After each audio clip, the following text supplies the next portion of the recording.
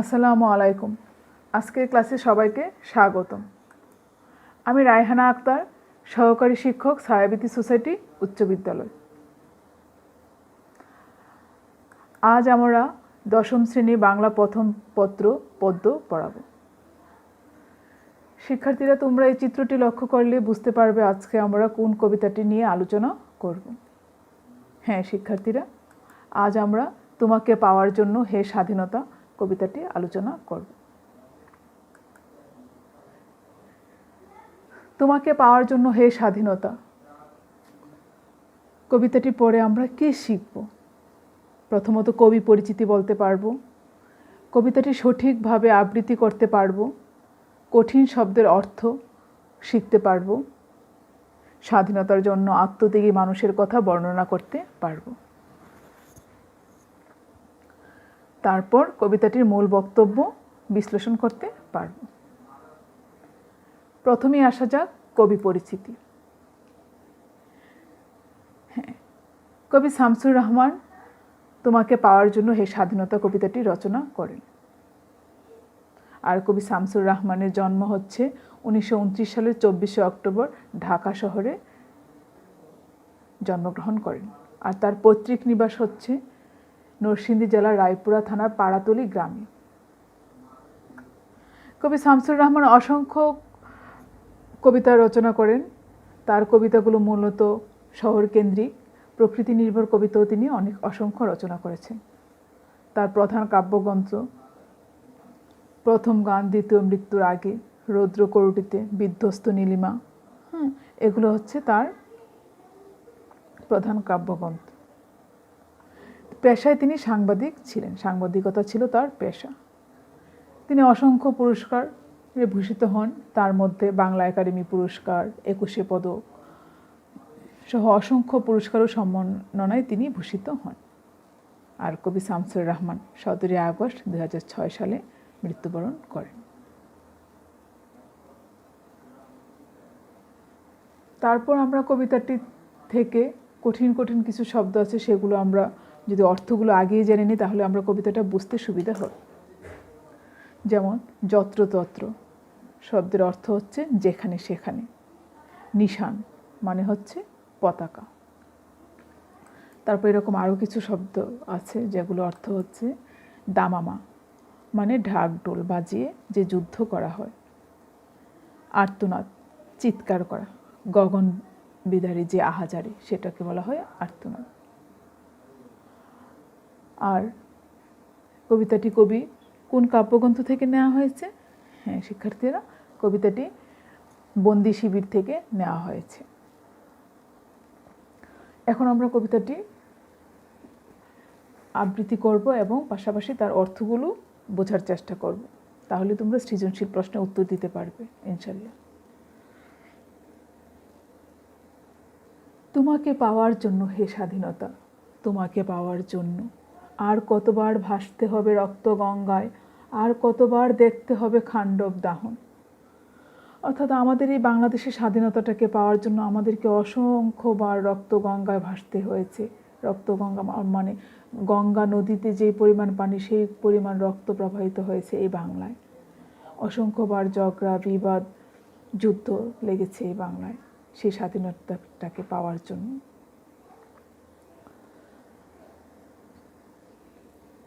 আর সেই স্বাধীনতাটার জন্য পাকিস্তানি যুদ্ধবাজরা আমাদের দেশে তাদের সেনাবাহিনীর মাধ্যমে বিভৎস ভয়ঙ্কর আক্রমণ চালিয়েছে আমাদের সেই স্বাধীনতাটাকে ছিনিয়ে নেওয়ার জন্য। তুমি আসবে বলে হে স্বাধীনতা, সাকিনা বিবির কপাল ভাঙল, সিথির সিঁদুর মুছে গেল হরিদাসী। তুমি আসবে বলে হে স্বাধীনতা, জলপাই শহরের বুকে জলপাই রঙের ট্যাং এলো দানবের মতো চিৎকার করতে করতে। তুমি আসবে বলে হে স্বাধীনতা, ছাত্রাবাস বস্তি উজাড় হলো। অর্থাৎ তুমি আসবে বলে হে স্বাধীনতা, সাকিনা বিবির কপাল ভাঙলো মানে এমন সাকিনা বিবি, অসংখ্য সাকিনা বিবির সহায় সম্বল সম্ভ্রম বিসর্জিত হয়েছে এই স্বাধীনতাটাকে আনার জন্য। সিথির সিঁদুর মুছে গেল হরিদাসী, মানে হরিদাসী বিধবা হলো। সনাতন ধর্মে হিন্দু নারীদের বিয়ের পরে তাদের কপালে সিঁদুর পরতে হয়। সেই সিঁদুর যদি স্বামী মারা যায় তাহলে সেই সিঁদুর মুছে ফেলতে হয়। এরকম যে অসংখ্য হরিদাসী তাদের স্বামীর আত্মত্যাগের বিনিময়ে আমাদের এই স্বাধীনতাটাকে আমরা পেয়েছি। শহরের বুকে জলপাই রঙের ট্যাং এলো দানবের মতো চিৎকার করতে করতে।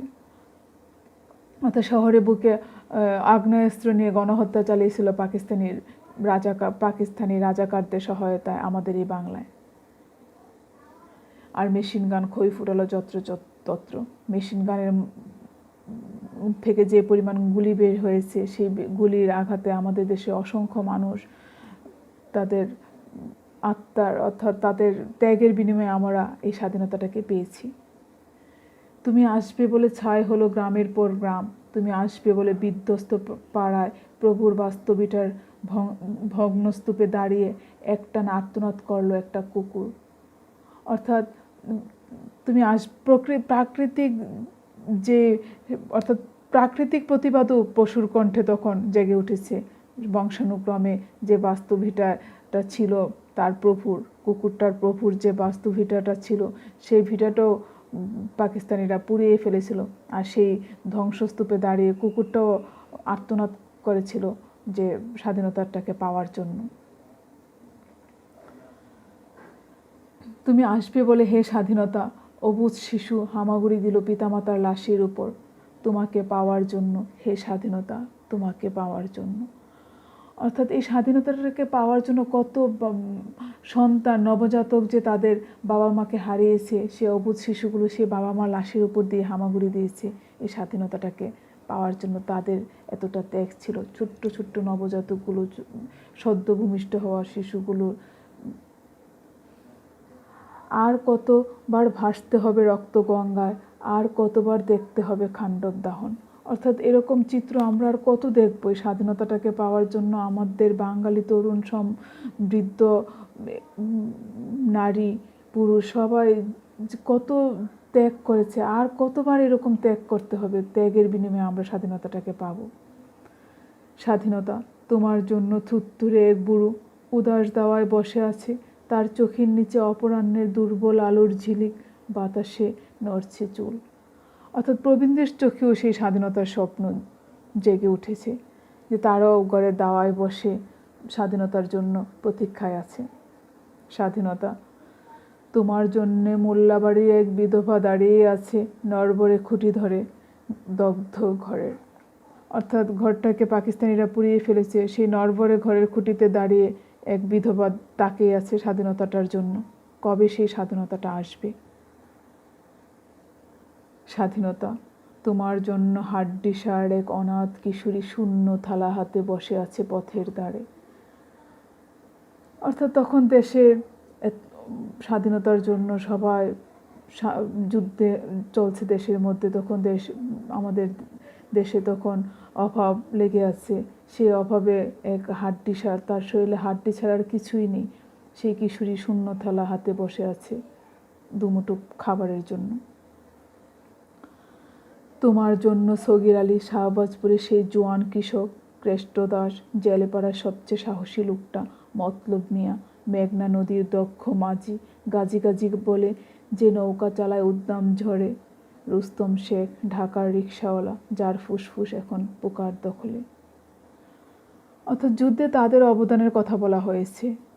কৃষক, জোয়ান দক্ষ মাঝি, রিকশাওয়ালা, তাদের কথাই বলা হয়েছে। তাদের ত্যাগের বিনিময়ে আমরা এই স্বাধীনতাটাকে পেয়েছি।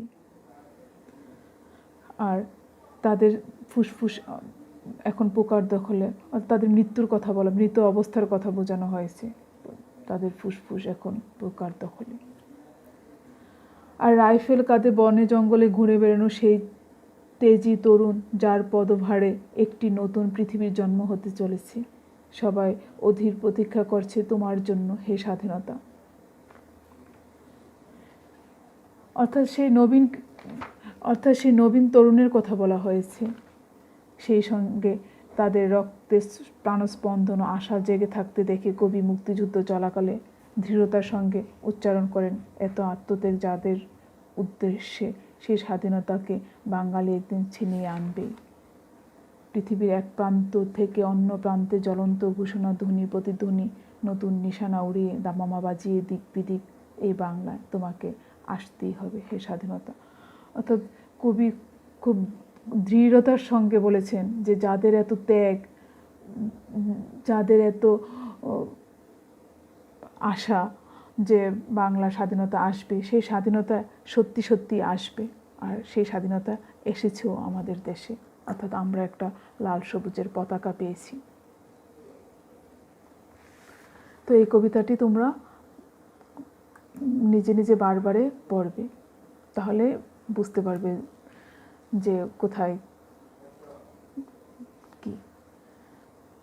আর এই চিত্রটা লক্ষ্য করলে দেখো যে এখানে যুদ্ধ করছে, বাঙালিরা মিছিল করছে, কৃষক সমাজ সভায় যুদ্ধে ঝাঁপিয়ে পড়ছে, যার যা কিছু আছে। আর তোমরা ছোট ছোট প্রশ্নেরও কিছু উত্তর দিতে পারবে, যেমন কবিতাটি কোন কাব্যগ্রন্থ থেকে নেওয়া হয়েছে, শাহবাজপুরের কৃষকের নাম কি, হরিদাসীর কি মুছে গেল, কেষ্টদাস কে ছিলেন, কিসের জন্য আমাদের গঙ্গায় রক্তগঙ্গায় ভাসতে হয়েছে। সেগুলো উত্তরও আমরা পারবো ইনশাল্লাহ।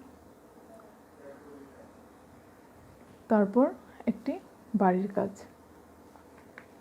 আর তোমরা এই কবিতাটি স্বাধীনতা যুদ্ধে বিভিন্ন পেশাজীবী মানুষের অবদানও তোমরা লিখতে পারবে। আর বাড়ির কাজ তোমরা নিজে নিজে এই বাড়ির কাজটা করবে, করে কমেন্ট বক্সে জানাবে। কবিতাটির মূল বক্তব্য 10টি বাক্যে লিখো।